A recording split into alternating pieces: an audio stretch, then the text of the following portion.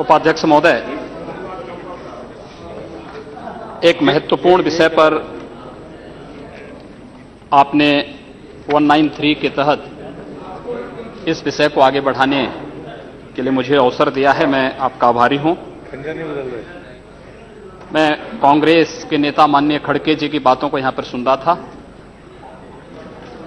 और मुझे आश्चर्य हुआ कि वो अपना लिखित स्टेटमेंट यहां पर पढ़ रहे थे तो कह रहे थे 113 घटनाएं घटित हुई, लेकिन जब वो मौखिक बोल रहे थे तो कह रहे थे 600 से अधिक घटनाएं घटित हुई। क्या सत्य है यह मुझे लगता पूरा देश जानता है। 26 मई को श्री नरेंद्र मोदी जी के नेतृत्व में भारतीय जनता पार्टी नेतृत्व की सरकार ने शपथ ग्रहण किया था और इस देश के अंदर इस सरकार के आने के बाद आम जनता में विश्वास बहाली हुई और देखा जा सकता है शासन में, प्रशासन में। ये आंकड़े जो माननीय खड़गे जी यहां पर कह रहे थे, मैं उसके पीछे लेके चलता हूं और मुझे लगता है कि अगर ये आंकड़े वास्तव में स्वीकार करेंगे और सचमुच इस देश की सांप्रदायिक हिंसा से लोग चिंतित हैं, तो सांप्रदायिक आधार पर इन्होंने जो घोषणाएं की हैं पूरे देश से इनको माफी मांगनी पड़ेगी। महोदय, 2011 में न जिन प्रदेशों की घटनाओं की मैं जिक्र कर रहा हूं, न वहां पर और न केंद्र में ही भारतीय जनता पार्टी की सरकार थी, लेकिन इस देश में 580 घटनाएं घटित हुई, 91 लोग मारे गए और 1899 घायल हुए। इनमें सबसे अधिक उत्तर प्रदेश के अंदर 84 घटनाएं घटित हुई, 12 लोग मारे गए और 347 2011 में घायल हुए थे। दूसरे पर राजस्थान, दूसरे पर प्लीज खड़गे जी आप सुन तो लें, आपने जो कहा है। Don't provoke, let him telephonically. आप सुन लीजिए ना। फंस गए डिबेट में आके फंस गए। महोदय, दूसरे नंबर पर महाराष्ट्र है जिसमें 88 घटनाएं घटित हुई। इसमें कांग्रेस नेतृत्व की सरकार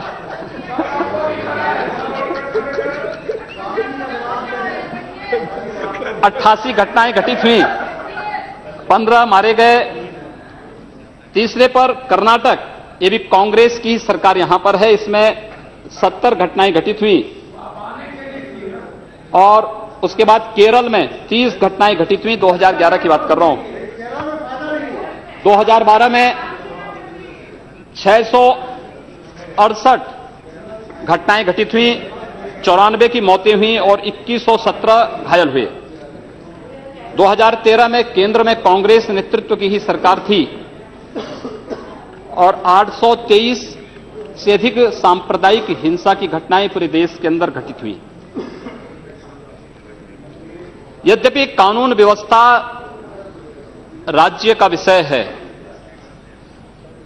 और राज्य सरकार की जैसी मंशा होती है, वहां का राजनीतिक नेतृत्व जैसे होता है, वहां का प्रशासन उसी प्रकार की कार्रवाई करता है। मुझे लगता है ईमानदारी से इन लोगों ने विश्लेषण किया होता और अपनी केंद्र सरकार और अपने या अपने से जुड़े हुए अपने सहयोगी दलों के द्वारा जो संचालित सरकारें हैं, उन सरकारों के सांप्रदायिक एजेंडे पर ध्यान दिया होता। ये पोलराइजेशन आखिर हो क्यों रहा है? पोलराइजेशन के कारण क्या है? मुझे लगता है वह पोलराइजेशन के पीछे के कारणों को ईमानदारी से हम विश्लेषण करेंगे तो मुझे लगता है एक तरफ आप कहते हैं हम सेकुलर हैं और दूसरी तरफ एजेंडा जो लागू करते हैं उसको सांप्रदायिक रूप से कॉम्युनल आधार पर लागू करते हैं। इस देश में 12 लाख से अधिक साधु संत और पुजारी रहते हैं, लेकिन ये लोग इमामों के लिए वेतन की घोषणा करते हैं, एक पक्षीय कार्रवाई करते हैं। क्या एक सेकुलर एजेंडा है? दिल्ली की सरकार ने किया, पश्चिमी बंगाल की सरकार ने किया, महाराष्ट्र की सरकार ने किया। क्या यही सेकुलर एजेंडा है? सांप्रदायिक आधार पर ये लोग बांटते हैं समाज को। और महोदय, उसी प्रकार से इन लोगों ने उत्तर प्रदेश की बात करता हूं, वहां पर जो योजनाएं हैं उसमें 20% मुस्लिम आबादी के लिए आरक्षित कर दिया गया। कब्रिस्तान की बाउंड्री वाल के नाम पर गांव-गांव में विवाद खड़ा करके 300 करोड़ रुपया उसके लिए आवंटित किया जाता है। गांव-गांव में उसके माध्यम से विवाद खड़ा किया जाता है। सुप्रीम कोर्ट कहता है कि किसी भी सार्वजनिक संपत्ति पर, मंदिर के नाम पर, मस्जिद के नाम पर, किसी भी अन्य उपासना विधि के नाम पर, मदरसों के नाम पर या मजारों के नाम पर कब्जा न मत करने दो। लेकिन उत्तर प्रदेश में कब्रिस्तान की बाउंड्री वाल के नाम पर धड़ल्ले से एक काम चल रहा है, कोई रोक टोक नहीं, क्योंकि शासन की ये मंशा है, इसलिए प्रशासन उसमें बोलता नहीं। क्या सांप्रदायिक ध्रुवीकरण नहीं होगा? उसी प्रकार से उससे भी खतरनाक स्थिति, आतंकवादियों पर दायर मुकदमे वापस लिए जाते हैं। आतंकवादियों पर दायर मुकदमे वापस लिए जाते हैं। इस देश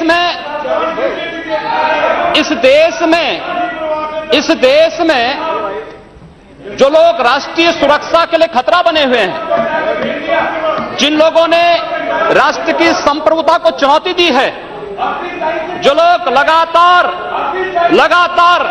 भारत की संप्रभुता को चुनौती दे रहे हैं और देश में हिंसा को बढ़ावा दे रहे हैं, उन लोगों पर दायर मुकदमे, चाहे वह राम जन्मभूमि पर आतंकी हमले का मामला हो या संकट मोचन मंदिर काशी में सीआरपीएफ कैंप रामपुर का मामला हो या गोरखपुर के सीरियल ब्लास्ट का मामला, रघुनाथ मंदिर, ये जितने भी मामले हैं, इन सभी मामलों में जिन आतंकवादियों के खिलाफ मुकदमे दर्ज हुए थे, उत्तर प्रदेश की सरकार ने वोट बैंक के लिए उन मुकदमों को वापस लेने का कुत्सित प्रयास किया। न्यायालय अगर बीच में नहीं होता तो संभवतः अब तक वे आतंकवादी बाहर छूट करके पुनः नरसंहार कर रहे होते, जिस प्रकार से उत्तर प्रदेश के अंदर और प्रदेश के अंदर हुआ है। और उसके बाद भी ये कहते हैं कि सांप्रदायिक हिंसा बनी रहे। महोदय, चर्चा का विषय होना चाहिए कि आखिर सांप्रदायिक कौन है? कौन है सांप्रदायिक? कौन सांप्रदायिक है? और मुझे लगता है इस पर चर्चा होना बहुत आवश्यक है। महोदय, जो हम लोगों ने जाना है, जो हम लोगों ने समझा है,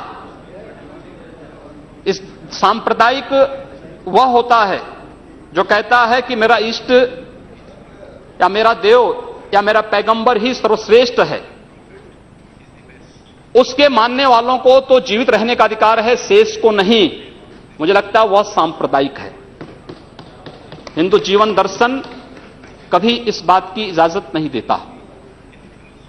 हमने किण्वंतो विश्वारंभ का संदेश दिया था, हमने सर्वे भुंतु सुखिना का संदेश दिया था, हमने तो इस देश के अंदर एकम सद विप्रा बहुधा वदंती की बात की है।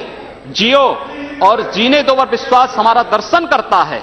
और दुनिया की कौन सा मजहब और कौन सा ऐसी कौम है जिसको विपरीत परिस्थितियों में हिंदू दर्शन ने अपने यहां शरण न दी हो, उसको फलने फूलने का अवसर न दिया हो? कौन सा ऐसा है दुनिया के अंदर? लेकिन आज जिस हिंदू दर्शन ने सबको शरण दी, सबको फलने फूलने का भरपूर अवसर दिया, आज जब उसी के खिलाफ षड्यंत्र होना प्रारंभ होता है तो उसे एकजुट होना तो पड़ेगा ही।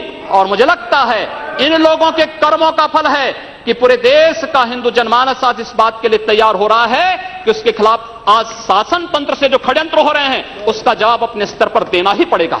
और आज वही स्थिति सामने आई है। महोदय, मैं पूछना चाहता हूं इन लोगों से, जब भारत का मुसलमान हज यात्रा करने के लिए जाता है, महोदय, जब हज यात्रा करने के लिए जाता है, उसकी पहचान तब भारतीय के नाम पर नहीं, पाकिस्तानी के नाम पर नहीं, बांग्लादेशी नाम पर नहीं, भारतीय उपमहाद्वीप का जो भी मुसलमान हज यात्रा करने के लिए जाता है उसकी पहचान हिंदू नाम पर होती है, उसकी पहचान भारतीय, पाकिस्तानी या बांग्लादेश के नाम पर नहीं। लेकिन अगर उसी हिंदू पहचान को हम इनके ऊपर यहां पर लागू करने का प्रयास करते हैं, इनको बुरा लगता है। हिंदू सांप्रदायिकता नहीं, हिंदू राष्ट्रीयता का प्रतीक है और भारत की राष्ट्रीयता का प्रतीक इस हिंदुत्व को बदनाम करोगे तो उसकी कीमत चुकानी पड़ेगी इन लोगों को। और इसलिए महोदय मैं आप सबके आपके माध्यम से एक बार कहना चाहता हूं, महोदय एक बार गुरुदेव रविंद्रनाथ टैगोर ने कहा था, गुरुदेव रविंद्रनाथ टैगोर ने एक बात कही थी, उन्होंने कहा था अगर भारत को समझना है, अगर भारत को समझना है, बैठ जाइए आप, फालतू बात करते हैं महोदय। उन्होंने कहा, गुरुदेव रविंद्रनाथ टैगोर ने एक बात कही थी और उन्होंने कहा था कि अगर भारत को समझना है तो मैं भारतीय अस्मिता को पहचानना पड़ेगा और भारतीय अस्मिता को पहचानना है तो स्वामी विवेकानंद के बारे में आप जान लीजिए। स्वामी विवेकानंद ने एक बात कही थी कि गर्व से कहो हम हिंदू हैं। स्वामी विवेकानंद ने एक बात कही थी कि गर्व से कहो हम हिंदू हैं। स्वामी विवेकानंद तो सांप्रदायिक नहीं थे, स्वामी विवेकानंद तो किसी पार्टी के नहीं थे। स्वामी विवेकानंद ने तो भारत का प्रतिनिधित्व किया था पूरी दुनिया के अंदर, और दुनिया के अंदर जो हिंदू आज पूरे देश के अंदर, पूरी दुनिया के अंदर अपनी सहिष्णुता के लिए पहचाना जाता था, आज उस हिंदू के साथ किस प्रकार का व्यवहार किया जा रहा है, वह कश्मीर से विस्थापित होता है, उसे कश्मीर से निकाला जाता है। एक भी बार इस सदन में चर्चा नहीं होती है, इन लोगों का मुंह नहीं खुलता जब कश्मीर से 3.5 लाख की संख्या में कश्मीरी पंडित निकाले जाते हैं, तब ये लोग नहीं बोलते। पिछले 2012 में असम के अंदर 3 महीनों तक बोडो जनजाति के लोगों को मारा जाता रहा, कोई नहीं बोला। महोदय कोई नहीं बोला। जम्मू कश्मीर के बाद जम्मू कश्मीर के हिंदुओं के मारने पर कश्मीरी पंडितों को उनके घरों से बेदखल कर दिया गया, एक भी बार ये लोग बोले नहीं, इनको पीड़ा नहीं हुई। दुनिया के अंदर ये अपने आप में बिरला उदाहरण था जहां पर अपने ही देश में अपने ही जानने वाले लोग विस्थापित होकर के खाना बदोश की जिंदगी जी रहे हैं। उस शर्मनाक घटना की निंदा एक भी बार इन लोगों ने नहीं की। मुंबई के दंगों पर ये लोग मौन रहे, जमशेदपुर और भागलपुर के दंगे कांग्रेस के समय हुए थे, एक भी बार इन लोगों ने उस पर चिंता व्यक्त नहीं की। और तो और 1984 में इस देश के अंदर जिन सिख गुरुओं का योगदान इस देश को बचाने और इस देश की धर्म और संस्कृति और इस देश के समाज को बचाने में बहुत महत्वपूर्ण थी, उन सिखों के कत्लेआम पर भी इनको शर्म महसूस नहीं होती है। और आज लोग इस देश के अंदर बात करते हैं सांप्रदायिक सौहार्द की, इनका पूरा चेहरा सांप्रदायिक हिंसा से रंगा हुआ है, सांप्रदायिक एजेंडे से रंगा हुआ है। और इसीलिए बंधु महोदय, इस देश के अंदर असम में क्या हो रहा है, बांग्लादेशी घुसपैठिए इन लोगों के अपने हो गए और इस देश में लाखों वर्षों से रहने वाला समुदाय पराया हो गया।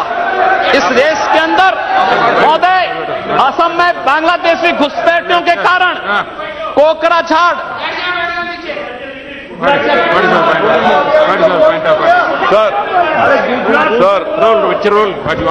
Under Rule 376, sir, the honourable member, while giving statement in his speech, he mentioned about communal rights. I request you that 2011 he has given a figures. Those are wrong figures. No, he has completely forgotten 10 to 2013. No. My question was there, sir. You cannot give wrong figures. Gujarat was the highest number for the Madhya Pradesh. I have my question over here. Answer. I request you to check the record. Please, sir. Please take it. Please say no. Please. See, unmute my leg. See, on my leg, please. See, the member is speaking and giving some figures. You are disputing that figures. No. In your speech you can say there is no ruling. There is not out of. During your speech you can speak. You reply that. During your speech you can counter it. Not when your time comes. You at that time can dispute it. You continue. You can nothing will counter it. उपाध्यक्ष महोदय, सच्चाई कड़वी होती है और कड़वी सच्चाई लोग स्वीकार करने को तैयार नहीं। क्योंकि ये लोग उस बीमारी से स्वयं त्रस्त हो चुके हैं जो बीमारी इन्होंने पूरे देश को दी है, और इसीलिए ये लोग उस सच्चाई को स्वीकार नहीं कर सकते। कश्मीरी पंडितों के निष्कासन पर और कश्मीर पे हुए अत्याचार पर ये लोग मौन थे। मैं 2011-12 में असम के अंदर देख रहा था, 3 महीनों तक लगातार दंगे होते रहे। इन लोगों ने एक भी बार सदन में चर्चा नहीं कराई, असम जलता रहा। और तो और कांग्रेस के लोग एक बार तो असम के ही मुख्यमंत्री को कटघरे में खड़ा कर दिया कि इन्होंने बोडो लोगों के बारे में कैसे बोल दिया। अरे बोडो वहां का नागरिक है, उसके बारे में नहीं बोलेंगे, किसके बारे में बोलेंगे? लेकिन ये लोग बांग्लादेशियों घुसपैठियों की वकालत करते हैं, और बांग्लादेशी घुसपैठियों की वकालत करते हुए इन लोगों ने पूरे बांग्लादेश, पूरे पूर्वोत्तर के भारत का जो समीकरण बदला है। महोदय, असम के अंदर आज कोकराझार, धुबरी, चिरांग और बरबेटा जिले जो हिंसा की सर्वाधिक चपेट में हैं, वे सर्वाधिक चपेट में जो जिले हैं वे इसलिए हैं क्योंकि बांग्लादेशी घुसपैठी वहां पर आकर के जमीनों पर कब्जा किए हैं। इन लोगों ने वर्क परमिट के साथ साथ उनके राशन कार्ड बनाए हैं और बेशर्मी के साथ देश के साथ खिलवाड़ उन्होंने वहां पर उनके माध्यम से करवाया है। महोदय, और तो और हम किसी और बात में नहीं जाना चाहते हैं। मैं पूछना चाहता हूं कांग्रेस से और कम्युनिस्टों से भी, कोयंबटूर और बेंगलुरु धमाकों का जो अभियुक्त है, उस दुर्दांत आतंकवादी के लिए विधानसभा का सत्र, स्पेशल सत्र बुलाया जाता है। दोनों दल एक साथ मिलकर के अपील करते हैं कि उसको छुड़वाओ। ये क्या सेकुलर, क्या यही सेकुलर है? क्या इनका यही सेकुलर एजेंडा है? क्या यही इस देश में यही सेकुलरिज्म है? और इस देश के अंदर महोदय, इस देश के अंदर क्या हुआ था? Let him speak. हम भूले नहीं। महोदय, 11 अगस्त 2012 को मुंबई के आजाद मैदान में जो कुछ हुआ, महोदय, आजाद मैदान की घटना क्या थी? आजाद मैदान में रोयांग मुस्लिम जो बर्मा में थे, उनके बीच में और वहां के बौद्धों के बीच में वहां पर हिंसा हुई, दंगे हुए। ये मामला म्यांमार का है, भारत का नहीं। लेकिन म्यांमार की घटना में दंगा कहां होता है? आजाद मैदान मुंबई में। ये लोग मौन रहते हैं, वहां शहीद स्मारक तोड़ा जाता है, पुलिस के जवानों को मारा जाता है, मीडिया कर्मियों को मारा जाता है। उनके साथ साथ पुणे में दंगे हुए, उनके साथ उत्तर प्रदेश के अंदर बरेली में, लखनऊ में, कानपुर में, इलाहाबाद में दंगे हुए। ये लोग मौन रहे, इन लोगों ने कभी उस पर आवाज नहीं लगाई। ये लोग मौन रहे उस घटना पर। ये वही लोग हैं जो आजाद मैदान की घटना पर मौन थे और बाबा रामदेव पे, उन सत्याग्रहियों पर ये लोग रामला मैदान पे लाठी चार्ज करके बेशर्मी के साथ वंदे मातरम का गान करने वाले देशभक्तों पर लाठी चार्ज करते हैं। ये लोग देश के अंदर सांप्रदायिक हिंसा की बात करते हैं। सांप्रदायिक हिंसा किसने फैलाई है? कौन फैला रहा है इस देश के अंदर? कौन इस देश के अंदर सच्चर कमेटी के नाम पर समाज को बांटने का कार्य कर रहा है? इन लोगों ने सांप्रदायिक आधार पर 1947 में देश को बांटा है और आज पुनः देश को बांटने की साजिश के तहत पाकिस्तान के एजेंडे पे ये लोग कार्य कर रहे हैं। और इसलिए महोदय, जब उत्तर प्रदेश के अंदर की जो घटनाएं आई हैं, उन घटनाओं पर अगर आप नजर डालेंगे महोदय, जो घटनाएं हुई हैं, उन घटनाओं के बारे में अगर मैं आपके सामने रखूं तो घटनाएं अपने आप में चौंकाने वाली घटनाएं हैं। और ये चौंकाने वाली घटनाएं कितनी खतरनाक हैं। Sir, Rule 380. I'm quoting. What is the point of order? No, I will ask. Rule 3. Sir. I am raising a point of order. While speaking, the member already made a defamatory statement. If the speaker is of the opinion that words have been used in debate which are defamatory or indecent or unparliamentary or undignified, he used the word that we already raised the issues of communal violence. We are not against anybody. We want a secularism to be maintained in this country. Therefore, we made a discussion. But honorable member, while discussing, honorable member, while discussing, he used the name of Pakistan. He abused us for naming the Pakistan. This is unparliamentary. unparliamentary, sir. This should be deleted. This should be deleted, sir. As per CIT, this should be deleted. मैं उत्तर प्रदेश के अंदर आता हूँ। Please. It has to be decided. Please. Deputy Speaker I have to give my ruling. He has been using the word Hindus and Muslims. Yeah. Saying. He's really against No, please. No, so you have raised certain objections. If any objections is in regard, that will go through and we'll explain it. Please continue. What do you have to say? उपाध्यक्ष महोदय, सांप्रदायिक agenda इन लोगों का है, हमारा नहीं।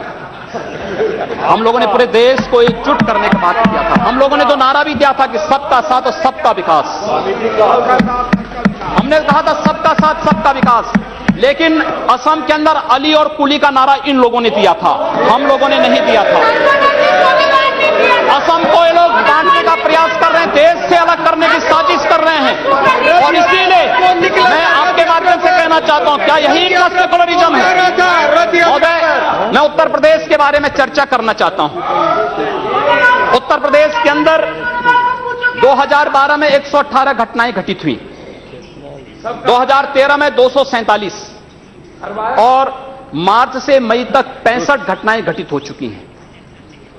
सहारनपुर का दंगा इसलिए हो जाता है क्योंकि हाई कोर्ट के आदेश पर सहारनपुर में एक गुरुद्वारे का निर्माण हो रहा था। अब न्यायालय के आदेश को प्रशासन नहीं मानेगा, उत्तर प्रदेश सरकार नहीं मानेगी। काठ में इसलिए वहां पर विवाद होता है क्योंकि उस गांव में 4 धर्मस्थल हैं, 3 मस्जिद, 1 मंदिर। मंदिर हिंदू समुदाय के द्वारा है, 3 मस्जिदों पर माइक रहेगा, लेकिन मंदिर से माइक उतार दिया जाता है। क्या यही सेकुलर एजेंडा है इन लोगों का? यही सेकुलरिज्म है? क्या इसी को सेकुलरिज्म आप कहेंगे? और इसलिए महोदय, जो कुछ घटना घटित हुई मेरठ के अंदर, एक बालिका का अपहरण होता है और अपहरण होने के बाद उसके साथ जो घटना घटित होती है कितनी शर्मनाक थी। महिला हिंसा पर हम चर्चा कर रहे हैं और उस महिला हिंसा की बात हम कर रहे हैं, उस सब के बावजूद ये लोग मौन हो जाते हैं। इन लोगों के मुंह से इनकी जुबान नहीं खुलती उस मामले में। न्याय का तराजू तभी चलेगा जब देश के अंदर समान रूप से कानून सबके लिए समान रूप से लागू होगा। कानून इस देश में मत संप्रदाय मजहब के आधार पर लागू नहीं हो सकता। और इसलिए महोदय, मैं आपके माध्यम से माननीय गृह मंत्री से चाहूंगा, कांग्रेस ने मुद्दा दिया है, अच्छा होगा पूरे देश के अंदर और उत्तर प्रदेश के अंदर जो एक घटनाएं घटित हुई हैं, इनकी एसआईटी जांच करा दी जाए। किसी सिटिंग जज से, किसी सुप्रीम कोर्ट के सिटिंग जज से इन सांप्रदायिक दंगों की जांच करवाने के साथ साथ अराष्ट्रीय तत्वों से किनके संबंध हैं, इसकी भी जांच करा दी जाए। दूध का दूध, पानी का पानी सबके सामने आ जाएगा। यही मांग करते हुए मैं अनुरोध करना चाहूंगा कि लोग सांप्रदायिक एजेंडे के साथ देश के सामने आए हैं और लोग देश के खिलाफ, इनके खतरनाक मंसूबों के खिलाफ हम सबको लड़ना पड़ेगा। धन्यवाद।